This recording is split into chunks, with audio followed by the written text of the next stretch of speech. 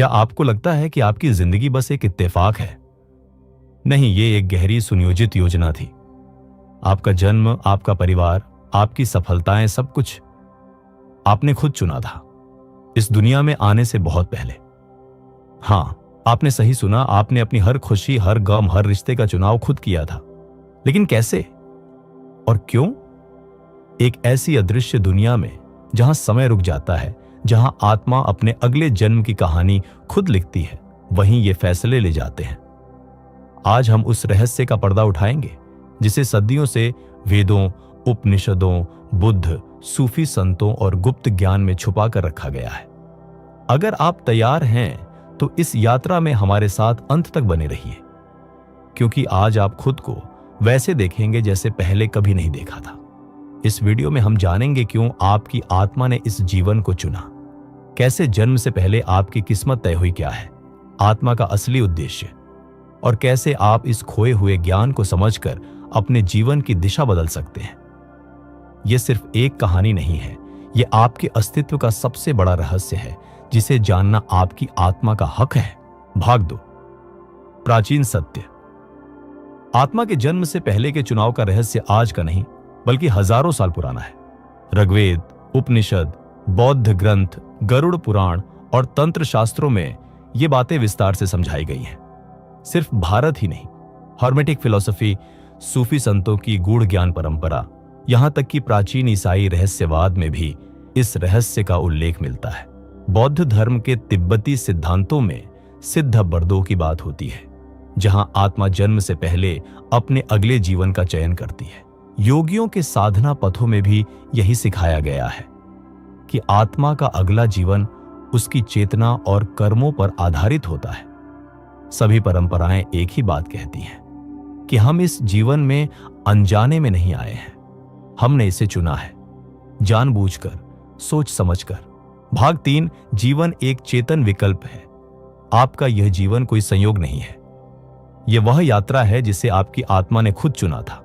हर चुनौती, हर जीत, हर रिश्ता जिसे आपने प्यार किया या खो दिया, सब कुछ, आपका परिवार, आपकी आत्मा का साथी, यहां तक कि आपके संघर्ष भी आपकी आत्मा की एक सोच समझकर ली गई योजना का हिस्सा है।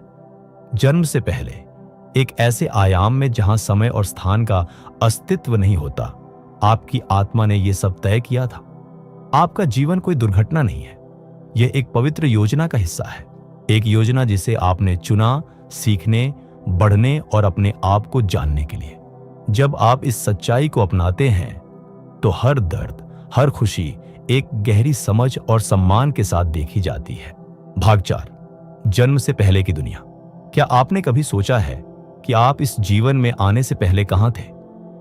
आपका अस्तित्व इस पृथ्वी पर आने से पहले भी था। आप एक ऐसी दुनिया में थे जो समय और स्थान से परे है। यह वह अवस्था है जिसे कई नामों से जाना जाता है, एस्ट्रल रेल्म, कारण लोक, प्रिबद स्टेट, या तिब्बती बौद्ध धर्म में सिडपा बर्दो। यह एक ऐसा क्षेत्र है जहां कोई शरीर नहीं होता, कोई सीमा नहीं होती, सिर्फ ऊर्जा होती है, चेतना होती है। यहां आत्मा न भय जानती है, न शक, न अहंकार, सिर्फ असीम शांति और असीम प्रेम। आप अपने मूल स्रोत के साथ, जिसे कोई ईश्वर कहता है, कोई ब्रह्म या यूनिवर्सल माइंड, पूर्ण एकता में थे। कोई द्वंद्व नहीं था, न कोई भेदभाव नहीं था। आप और ब्रह्मांड एक ही थे। आप बस थे, पूर्ण चेतना में डूबे हुए। उस अवस्था में न कोई भूख थी, न दर्द, न कोई चाहत, केवल अस्तित्व का आनंद। वह अवस्था थी जहां सब कुछ स्पष्ट था, जहां आप जानते थे कि आप अनंत हैं, अजर हैं, अमर हैं। आपको याद था कि आपने कितनी यात्राएं की हैं, कितनी बार जन्म लिया है, कितनी बार मृत्यु को पार किया है, और हर बार कैसे आपने नए अनुभव जोड़े हैं अपनी चेतना में। परंतु फिर भी इस पूर्णता के बीच एक हल्की सी चाहत उठती है, एक पुकार कि कुछ नया सीखा जाए, कुछ नया अनुभव किया जाए, क्योंकि अनुभव के बिना चेतना स्थिर हो जाती है, और चेतना का स्वभाव है विकसित होना, बढ़ना। यही कारण है कि आत्मा फिर से एक नए जीवन की योजना बनाती है, नई चुनौतियां, नई यात्राएं, नए रिश्ते। लेकिन इससे पहले वह अपने पिछले जीवनों का लेखा जोखा देखती है, सीखती है कि कहां वह सफल रही, कहां अभी और विकास की जरूरत है, और तब उस अदृश्य ब्रह्मांडीय सभा में नई यात्रा का नक्शा तैयार होता है। भाग 5, आत्मा जन्म क्यों लेती है। जब आत्मा उस अद्भुत असीम शांति के राज्य में होती है, जहां कोई पीड़ा नहीं, कोई कमी नहीं, तब भी एक गूढ़ पुकार उठती है उसके भीतर से। यह पुकार है विकास की, अनुभव की, प्रेम की गहराइयों को महसूस करने की, क्योंकि सिर्फ शांति में रहना काफी नहीं होता। आत्मा जानती है कि अनुभव से ही चेतना बढ़ती है, केवल चुनौती से ही आत्मा में गहराई आती है। जैसे बीज को अंधेरे मिट्टी में दबकर ही अंकुरित होना पड़ता है, जैसे सोने को अग्नि में तपकर ही शुद्धता मिलती है, वैसे ही आत्मा को भी कठिनाइयों के बीच से गुजरना पड़ता है अपने असली तेज को पाने के लिए। और इसीलिए आत्मा स्वेच्छा से एक नया जीवन चुनती है, एक ऐसा जीवन जिसमें प्रेम है लेकिन साथ में खोने का भय भी, एक ऐसा जीवन जिसमें सफलता का स्वाद है लेकिन साथ ही असफलता की पीड़ा भी, एक ऐसा जीवन जिसमें रिश्तों की मिठास है लेकिन साथ ही बिछड़ने का दुख भी। आत्मा जानती है हर चुनौती, हर दर्द, हर खुशी, हर आंसू एक मोती बन जाएगा उसके विकास के हार में। इसीलिए आत्मा जमीन पर उतरने का निर्णय लेती है। उसने जानबूझकर वह परिस्थितियां चुनी हैं जिनसे गुजरकर वह निखरेगी। इसलिए आपका जीवन कोई दुर्घटना नहीं है। आपके माता पिता, आपका जन्म स्थान, आपकी प्रतिभाएं, आपके संघर्ष सब आपकी आत्मा की गहरी योजना का हिस्सा है। आपने खुद यह जीवन चुना है। हर वो पल जिसे आपने जिया है या जी रहे हैं, यह समझने पर जीवन का हर अनुभव, चाहे वह जितना भी कठिन क्यों ना हो, एक गहरा अर्थ और उद्देश्य ले आता है। आप सिर्फ एक शरीर नहीं हैं, आप एक यात्री हैं, एक अनंत यात्रा पर। और इस जीवन की राह आपने खुद चुनी है, अपने प्रेम और अपने विकास के लिए। भाग 6, जन्म से पहले की योजना। अब सोचिए, जब आत्मा निर्णय कर लेती है कि वह धरती पर जन्म लेगी, तो क्या यह सब अचानक हो जाता है? क्या वह बस किसी भी जीवन में उतर जाती है? नहीं, यह एक गहरी सूक्ष्म योजना होती है। जन्म लेने से पहले आत्मा एक विशेष क्षेत्र में जाती है, जिसे कई परंपराएं बीच का लोक या अंतर जीवन क्षेत्र कहती हैं। यह वह स्थान है जहां आत्मा अपने पिछले जीवनों की समीक्षा करती है। वहां आत्मा देखती है कहां उसने प्रेम किया, कहां वह भय से संचालित हुई, कहां उसने अपनी चेतना को फैलाया और कहां वह अज्ञान में फंसी रही। यह समीक्षा कोई सजा नहीं है, यह एक दर्पण की तरह है जो आत्मा को उसकी खुद की सच्चाई दिखाता है। हर कार्य, हर भावना, हर विचार उसके प्रभाव के साथ आत्मा के सामने खुलता है। वह अनुभव करती है कैसे उसके शब्दों ने किसी को आहत किया या उसके प्रेम ने किसी को बचा लिया। और फिर आत्मा तय करती है कि अब उसे आगे क्या सीखना है, कौन से पाठ अधूरे हैं, कौन से गुणों को और गहरा करना है।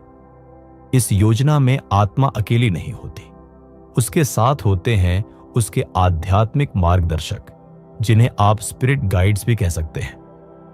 ये गाइड्स उसकी मदद करते हैं, उसे विकल्प दिखाते हैं। आत्मा को संभावित जीवन दिखाए जाते हैं, जैसे कि एक विशाल स्क्रीन पर, हर जीवन के साथ अलग अलग चुनौतियां, अलग अलग अवसर, अलग अलग रिश्ते। आत्मा महसूस करती है किस जीवन से उसे सबसे ज्यादा विकास मिलेगा। फिर वह चुनती है अपने माता पिता, परिवार की स्थिति, देश, संस्कृति, समय, यहां तक कि विशेष प्रतिभाएं और चुनौतियां भी। हां, आपने अपनी शक्तियां भी चुनी और अपनी कमजोरियां भी। आपने तय किया कि किस बीमारी से जूझना होगा, किस दुख से गुजरना पड़ेगा, किस प्रेम को अनुभव करना होगा, क्योंकि हर अनुभव आपकी आत्मा को मांझने वाला था। लेकिन याद रखिए, यह योजना लोहे की दीवार नहीं थी। यह एक ब्लूप्रिंट था जिसमें विकल्प थे, संभावनाएं थीं। आपके पास हमेशा स्वतंत्र इच्छा थी। आपकी आत्मा ने वह सबसे सुंदर खेल चुना था, जहां हर चाल, हर चुनौती उसके विकास का एक उपहार बनने वाली थी। अब सोचिए, जब भी आपको लगे कि जीवन अन्यायपूर्ण है, कि कोई दुख व्यर्थ है, तो याद रखिए यह सब एक बड़ी गहरी योजना का हिस्सा है, जिसे आपने खुद अपनी आत्मा से चुना था। भाग 7, कर्म का महत्व। अब बात करते हैं एक गहरे नियम की, जो हर आत्मा की यात्रा को दिशा देता है। यह नियम है कर्म का नियम। कर्म का अर्थ क्या है?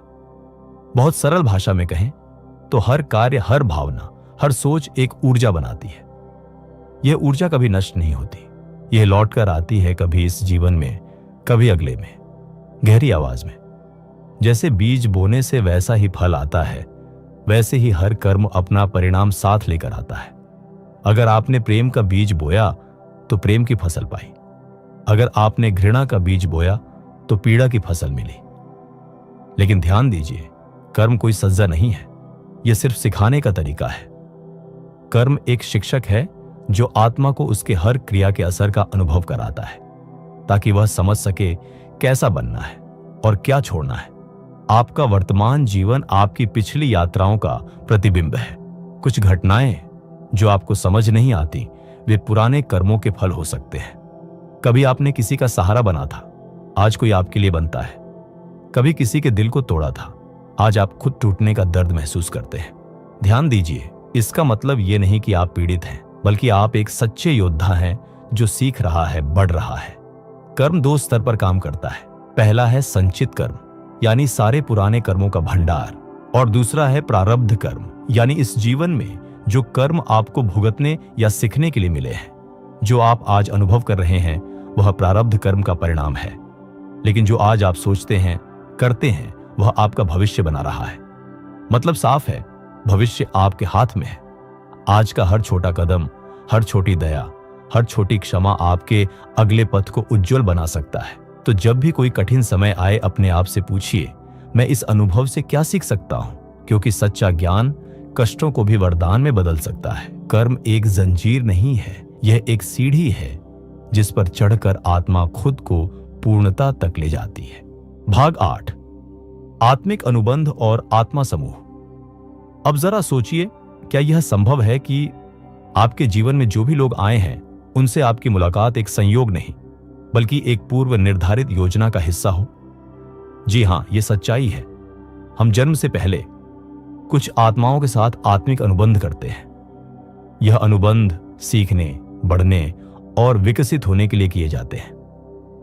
आपके माता पिता, आपके मित्र, आपके प्रेमी, यहां तक कि वे लोग भी जिन्होंने आपको दुख पहुंचाया, सबके साथ कोई ना कोई गहरा आत्मिक समझौता होता है। कुछ आत्माएं आपका सहारा बनती है, कुछ आपको चुनौती देती है, कभी सिखाने के लिए प्रेम देती है तो कभी कठोर सबक भी। लेकिन जान लीजिए, हर मुलाकात का एक उद्देश्य है। कभी कभी कोई आत्मा कठिन भूमिका निभाती है ताकि आप क्षमा करना सीख सकें या अपनी शक्ति पहचान सकें। हम आत्माएं समूहों में यात्रा करती हैं। इन्हें कहते हैं आत्मा समूह। एक ही आत्मा समूह में हम कई जन्मों तक एक दूसरे के साथ रहते हैं, कभी मां बनकर, कभी भाई बनकर, कभी मित्र, प्रेमी या यहां तक कि शत्रु बनकर। हर बार अलग भूमिका, लेकिन एक ही लक्ष्य, सीखना और विकास करना। इसलिए जब आप किसी से मिलते हैं और एक अजीब सा गहरा जुड़ाव महसूस करते हैं, या कोई ऐसा संबंध जो शब्दों से परे हो, तो समझ लीजिए वह आपकी आत्मा समूह का हिस्सा हो सकता है। और याद रखिए, यह आत्मा समूह हमेशा आपके साथ है। भले ही जीवन में संघर्ष हो, दूरियां हो, आत्मिक स्तर पर आप कभी अलग नहीं होते। हर संबंध, हर मुलाकात आपके आध्यात्मिक सफर का एक पवित्र हिस्सा है। हर आत्मा आपकी कहानी में एक अनमोल अध्याय लिखने आई है। भाग 9, आध्यात्मिक मार्गदर्शक और आत्मा का चुनाव। अब सोचिए, जब आत्मा अपना अगला जन्म चुनती है तो क्या वह अकेली होती है? नहीं, इस पवित्र प्रक्रिया में आत्मा के साथ होते हैं उसके आध्यात्मिक मार्गदर्शक। ये मार्गदर्शक बड़ी प्रेमपूर्ण ऊर्जा वाले दिव्य प्राणी होते हैं, जिनका एकमात्र उद्देश्य है आपकी आत्मा को रास्ता दिखाना। वे आपको आपकी कमजोरियों और शक्तियों का आईना दिखाते हैं, आपको चुनौतियां और अवसर दोनों समझाते हैं। जब आप एक नया जीवन चुनते हैं, ये मार्गदर्शक आपके साथ मिलकर योजना बनाते हैं। वे आपको आपकी पिछली यात्रा याद दिलाते हैं, आपके अधूरे सबक, आपकी उपलब्धियां। वे आपको बताते हैं कि कहां और किस अनुभव की जरूरत है। लेकिन अंतिम निर्णय हमेशा आपकी आत्मा का ही होता है।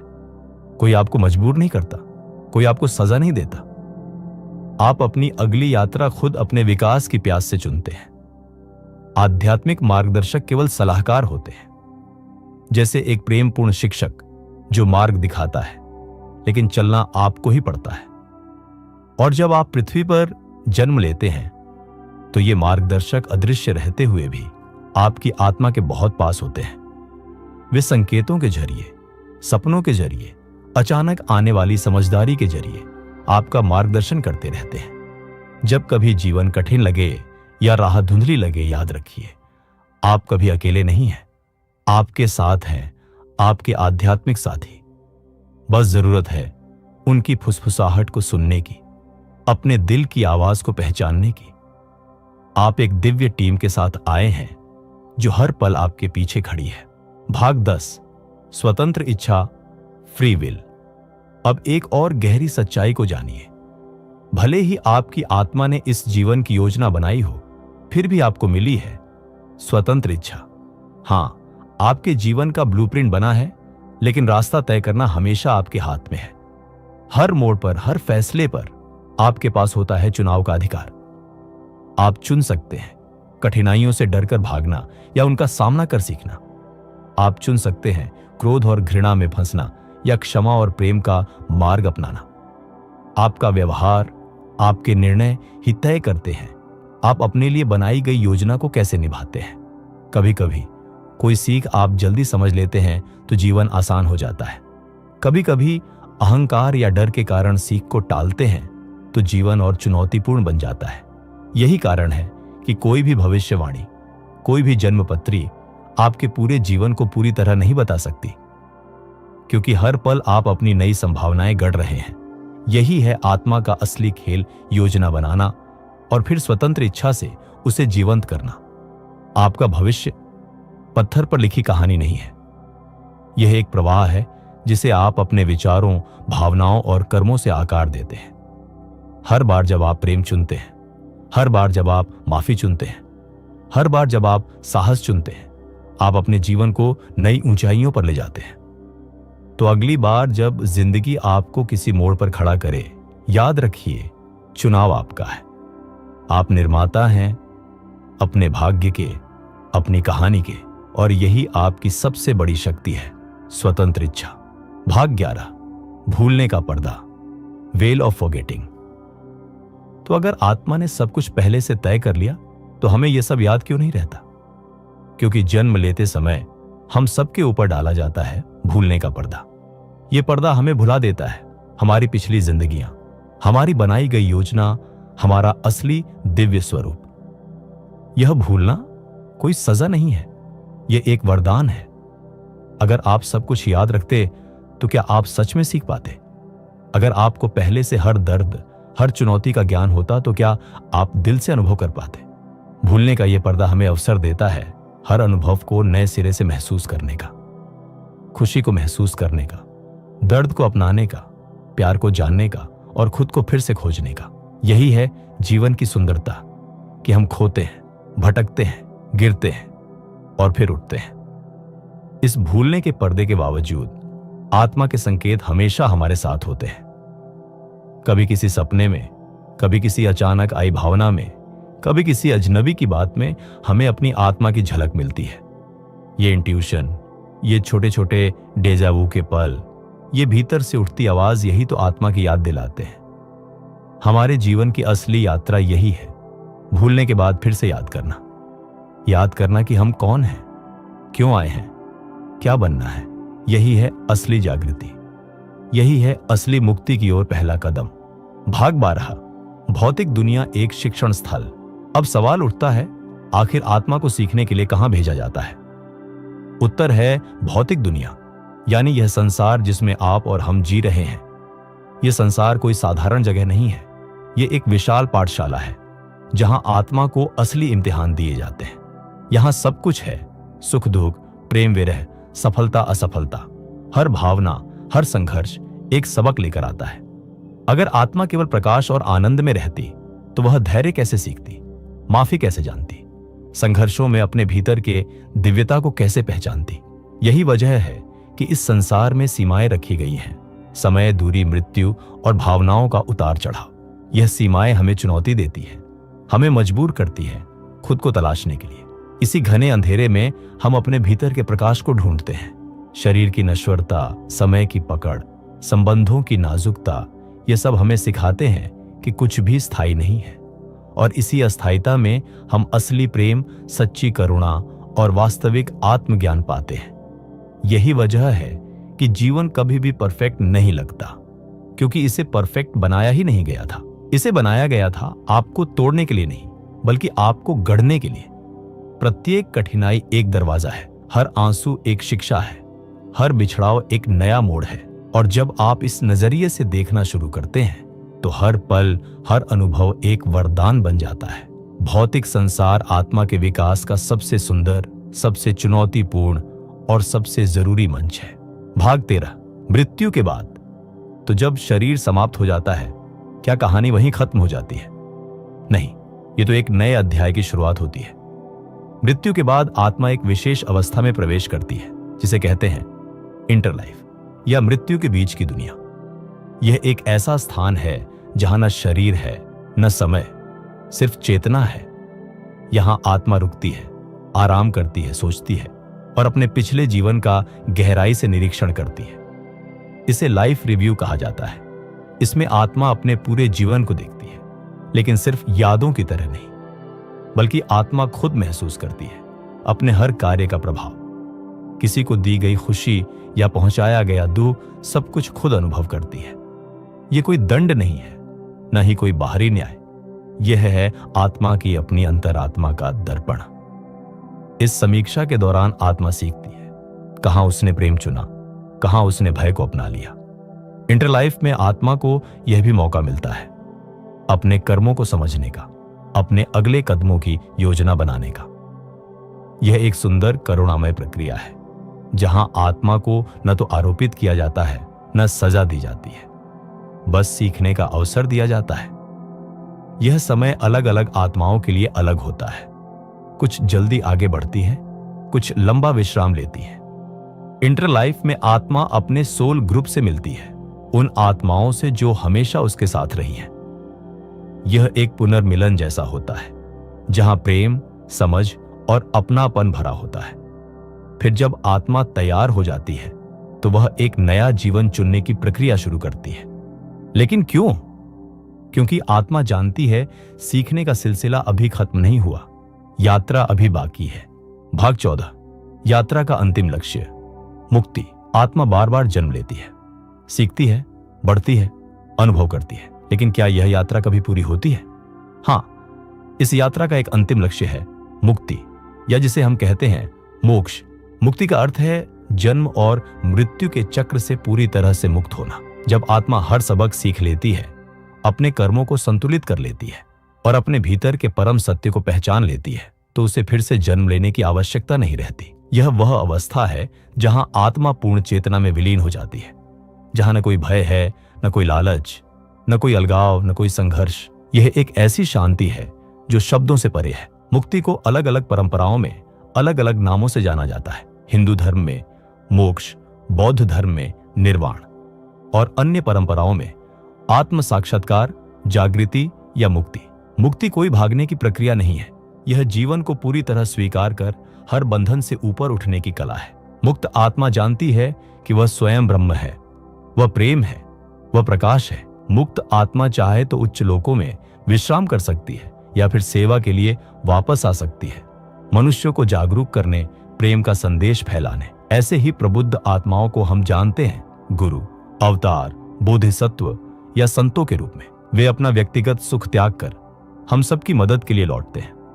उनका एक ही संदेश होता है, तुम वही हो जिसे तुम खोज रहे हो। प्रेम ही सत्य है। जागो, याद करो कि तुम कौन हो। और इसीलिए आत्मा की सबसे महान यात्रा है अपने दिव्य स्वभाव को पहचानना और फिर उस पहचान में पूरी तरह से जीना। अगर इस यात्रा ने आपके दिल को छुआ है, अगर आप भी महसूस करते हैं कि आप सिर्फ एक शरीर नहीं बल्कि एक अनंत आत्मा है, तो नीचे कमेंट में एक शब्द जरूर लिखिए, जागृति। हां, सिर्फ जागृति लिखिए, क्योंकि जब आप यह शब्द लिखते हैं तो आप अपने भीतर की शक्ति को पहचानते हैं और एक नई शुरुआत करते हैं। यह चैनल सिर्फ एक YouTube चैनल नहीं है, यह एक आंदोलन है, एक परिवार है उन आत्माओं का जो जाग रहे हैं, जो सच को जानना चाहते हैं।